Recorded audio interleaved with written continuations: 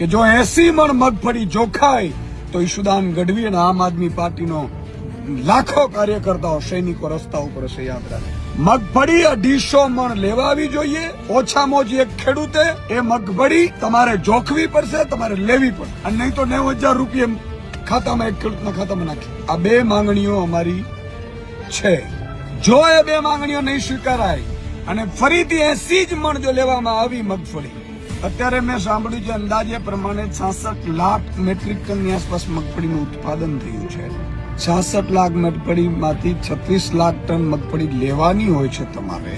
એની જગ્યાએ તમે 23 લાખ ટન મગફળી ની ડિમાન્ડ કરી હતી, માંગણી કરી હતી કેન્દ્ર સરકાર ખરીદે ગુજરાત સરકારે, અને તમે મને સાંભળ્યું છે ત્યાં સુધી 15 લાખ મેટ્રિક ટનની મંજૂરી આપી છે કેન્દ્ર સરકાર ભાઈ શ્રી નરેન્દ્ર. 15 લાખ ટન થી શું થાય? 9,21,000 ખેડૂતોએ રજીસ્ટ્રેશન કરાવ્યું છે. હવે 9 લાખ ખેડૂતોએ રજીસ્ટ્રેશન કરાવ્યું છે, તમે 15 લાખ મેટ્રિક ટન ખરીદ્યો એટલે થયું શું? કેટલા મણ થયું?